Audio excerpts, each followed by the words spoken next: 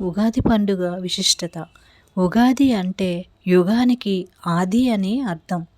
అందుకే ఈ పండుగకు యుగ ప్లస్ ఆది, యుగాది లేదా ఉగాది అనే పేరు వచ్చింది. చైత్రశుద్ధ పాడ్యం నాడు కృతయుగం ప్రారంభమైంది. కాబట్టి ఆనాటి నుంచి చైత్రశుద్ధ పాడ్యం రోజునే మనం ఉగాది పండుగగా జరుపుకుంటాము. సృష్టికి ఆది ఉగాది.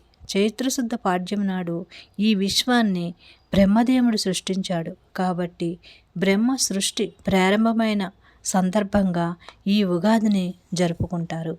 శ్రీ మహావిష్ణువు వేదాలను అపహరించిన సోమకుని వధించి ఆ వేదాలను బ్రహ్మదేవునికి అప్పగించిన రోజు కూడా ఇదేనట. అందువల్ల విష్ణువుని పూజించి ఉగాదిని జరుపుకుంటారని పురాణాలు చెప్తున్నాయి. ఉగాది ప్రకృతి పండుగగా కూడా చెప్పవచ్చు.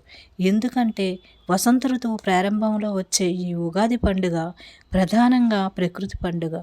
శిశిరములో ఆకులు రాలిపోయిన చెట్లు వసంత ఋతువు రాగానే కొత్త చిగుళ్ళు తొడిగి ప్రపంచమంతా పచ్చగా మారి ప్రకృతికంతా పరవశించే సమయంలో జరుపుకునే పండుగ ఈ ఉగాది. ఈ ఉగాది పండుగ రోజు సూర్యోదయానికి ముందే నిద్రలేచి అభ్యంగన స్నానం చేసి నూతన వస్త్రాలు ధరించాలి. మామిడి తోరణాలు, పూలమాలలతో ఇంటి గుమ్మాలను అలంకరించాలి.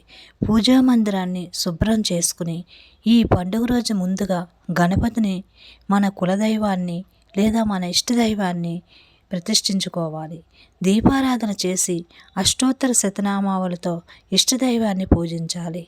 ఈసారి ఉగాది ఆదివారం వచ్చింది కాబట్టి సూర్యునికి అర్ఘ్యం ఇవ్వడం, ఆదిత్య హృదయం చదువుకోవడం, ఆరోగ్యప్రదాత అయిన సూర్యునికి నమస్కారాలు చేయడం చాలా మంచిది.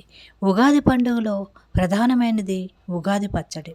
తీపి, కారం, చేదు, పులుపు, వగరు, ఉప్పు వంటి షడ్రుచుల సమ్మేళనమే ఈ ఉగాది పచ్చడి. ఇందులో తీపి కోసం బెల్లం, వగరు కోసం అప్పుడే వస్తున్న లేత మామిడి పిందెలు, పులుపు కోసం చింతపండు, రుచి కోసం ఉప్పు, చేదు కోసం లేత వేప పువ్వులు, కారం కోసం పచ్చిమిర్చి వేసి ఈ ఉగాది పచ్చడి తయారు చేస్తారు.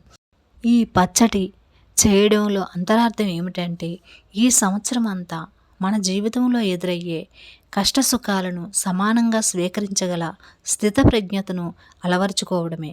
ఉగాది పచ్చడిని దేవుని వద్ద ఉంచి పూజ చేసి పిండి వంటలతో నైవేద్యం సమర్పించాలి.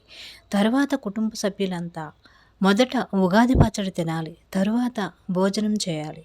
ఆరోగ్యపరంగా కూడా ఈ ఉగాది పచ్చడి తినడం వల్ల చాలా రకాల వ్యాధులు రాకుండా కాపాడుతుంది. పంచాంగ శ్రవణం. ఈ ఉగాది రోజు సాయంత్రం అన్ని ఆలయాల్లో పంచాంగ శ్రవణం చేస్తారు. దీనివల్ల మనకు కొత్త సంవత్సరంలో గ్రహగతులు, వర్షాలు, పంటలు, యుద్ధాలు గురించి ముందుగానే తెలుసుకోగలుగుతాం, జాగ్రత్త పడతాము.